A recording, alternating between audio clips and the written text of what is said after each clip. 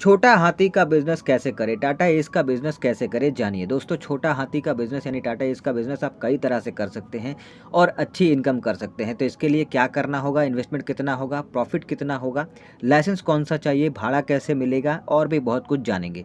तो सबसे पहले ये जान लीजिए कि छोटा हाथी को यानी जिसे टाटा एस कहते हैं, जिसे हम छोटा हाथी के नाम से जानते हैं, उसे अगर खरीदते हैं, आप चाहे फाइनेंस पे खरीदिए या फिर कैश खरीदिए, जैसा आपका क्षमता है, तो उसे निकालने का मकसद एक ही है कि आपको उससे इनकम करना है।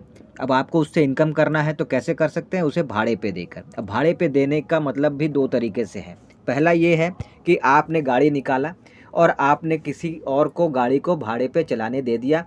पर डे आपको उसने जो है एक रेट फ़िक्स कर दिया कि आपको इतना मैं दूँगा और मैं गाड़ी आपका चलाऊँगा। तो आपने उस पे एग्री कर लिया और पर डे वो आपको एक जो है अमाउंट फ़िक्स कर दिया, उस अमाउंट को आपको देगा और आपका गाड़ी वो खुद किराए पे चलाएगा और उसका जो मेन इनकम है, जो प्रॉफ़िट है, वो अपने लेकर जाएगा।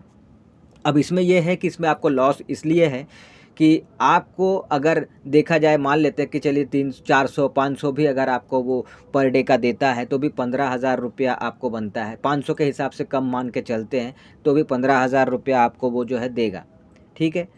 लेकिन मेन इनकम उसका वो जो करेगा वो मोटा इनकम है, बहुत ज़्यादा मोटा इनकम है और कितना हो सकता है वो आगे आपको वीडियो में मैं जब बताऊँगा तो आपको पता चलेगा।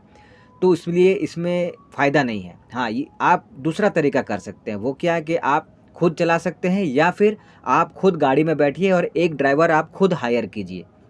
जिसे आप जो है 10,000 12,000 के सैलरी पे आप ड्राइवर को रखिए और उसके बाद उसके साथ खुद आप रहिए फ्रंट सीट पे उसके साथ और गाड़ी जहाँ भी आप भाड़े पे चलाना चाहते हैं, आप चलाइए। जैसे कि भाड़े पे चलाने के लिए आपको कंस्ट्रक्शन कंपनी पे आप भाड़े पे लगा सकते हैं, आप चाहें तो दूध की कंपनी पे भाड़े पे लगा सकते हैं, आप चाहें तो किसी होलसेलर की दुकान पे भाड़े पे लगा सकते हैं, किसी सब्ज़ी मंडी पे, फल मंडी पे आप वहाँ पे गाड़ी को भाड़े पे लगा सकते हैं। तो दूसरा तरीका ज़्यादा बेहतर है। किसी और को किराए पे चलाने ना दे के खुद गाड़ी चलाइए या फिर खुद भी नहीं चलाना चाहते तो खुद साइड में बैठिए और एक ड्राइवर रखिए 10-12 हज़ार की सैलरी पे और उसके साथ रहकर आप जो है भाड़ा उठाइए। अब कहाँ से भाड़ा उठाना है वो भी मैंने आपको अभी बताया ही, किस तरह से आपको भाड़ा उठाना है। तो कई तरीके हैं भाड़ा उठाने के, इस तरह से आप जो है इस बिज़नेस का शुरुआत कर सकते हैं। तो ये एक चीज़ है। अब इसमें लाइसेंस कौन-सा लगता है? तो देखिए, अगर आप चला रहे हैं तो आपका ड्राइविंग लाइसेंस और गाड़ी से जुड़े जो भी कागज़ात वगैरह हैं वो आपको चाहिए होगा। अगर आप किसी और को ड्राइवर के तौर पर रख रहे हैं तो उसका ड्राइविंग लाइसेंस और गाड़ी के कागज़ात चाहिए होंगे। अब इसमें इन्वेस्टमेंट की बात करते हैं कि भाई आप छोटा हाथी का बिज़नेस अगर करने की शुरुआत कर रहे हैं तो इसमें इन्वेस्टमेंट किन-किन चीज़ों पे होगा, किस पे होगा? तो मेन इन्वेस्टमेंट जो है वो आपका छोटा हाथी खरीदने के लिए ही होगा। टाटा एस खरीदने के लिए ही इन्वेस्टमेंट आपको मेन जो है वो करना पड़ेगा। अब जो है इसके लिए आप टाटा एस को फाइनेंस भी खरीद कर सकते हैं या फिर अगर आपके पास अच्छा खासा पैसा है तो आप कैश भी खरीद सकते हैं। नॉर्मली फाइनेंस की बात करें तो आप फाइनेंस पे अगर निकालते हैं तो 36,000 का डाउन पेमेंट आपको करना पड़ेगा कम से कम में और गाड़ी आप निकाल सकते हैं और फिर मंथली ईएमआई पे गाड़ी जो है आपको दे दी जाती है। अब ये ईएमआई जो है 1 साल, 2 साल, 3 साल, 4 साल, 5 साल के लिए अपनी क्षमता के हिसाब से आप जो है ईएमआई बंधवा सकते हैं कि जितना साल का आप चाहते हैं उतने साल का। कम से कम समझने के लिए अगर कहें तो 7,500 से 8,000 का एक कम से कम ईएमआई आपको पड़ेगा मंथली। तो ये आप समझ लीजिए। तो जो इन्वेस्टमेंट के तौर पर है वो टाटा एस यानी छोटा हाथी वो आपको निकालना है, खरीदना है, उस पे ही आपको पड़ेगा।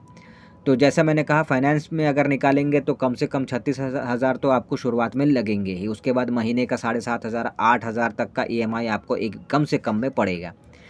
अब ये जो भाड़ा है जो मैंने आपको शुरू में अभी बताया था कि भाड़ा से आपको कमाना है, वो भाड़ा कितने तरह का आपको मिल सकता है। तो एक तो लोकल एरिया में मिल सकता है, आप जहाँ रहते हैं वहाँ के ही लोकल एरिया में आपको भाड़ा मिल जाएगा कि यहाँ से फलाना जगह लेकर जाओ, वहाँ से वहाँ लेकर जाओ, ये सामान वो सामान, एक वो हो गया। और दूसरा हो गया कि एक जगह से दूसरे जगह, एक राज्य से दूसरे राज्य पे ले जाने के लिए आपको भाड़ा मिल जाएगा। ये 2 तरीके से यानी लोकल से आप कमा सकते हैं भाड़ा लेके और एक राज्य से दूसरे राज्य जाने का, एक जगह से दूसरे जगह जाने का आप जो है भाड़ा लेके कमा सकते हैं। ये तरीका है। अब ये दोनों तरीके से आप कमा सकते हैं तो दोनों तरीके से आपको प्रॉफ़िट भी अलग-अलग देखने को मिलता है। जैसे कि एक उदाहरण के लिए बात करें, आप लोकल में चला रहे हैं, आपको लोकल में जो भाड़ा मिला है तो उसका रेट अलग हो जाता है कि हाँ, यहाँ से वहाँ तक जाना है आपको तो इतना मैं आपको दूँगा, आप लेकर जाइए, ये एक होता है। एक होता है कि आपका जो है गाड़ी किलोमीटर के हिसाब से जितना चलेगा, जितना जाना है उसको, जितना ट्रैवल करना है उसको, उसके हिसाब से रेट जो है वो फ़िक्स रहता है।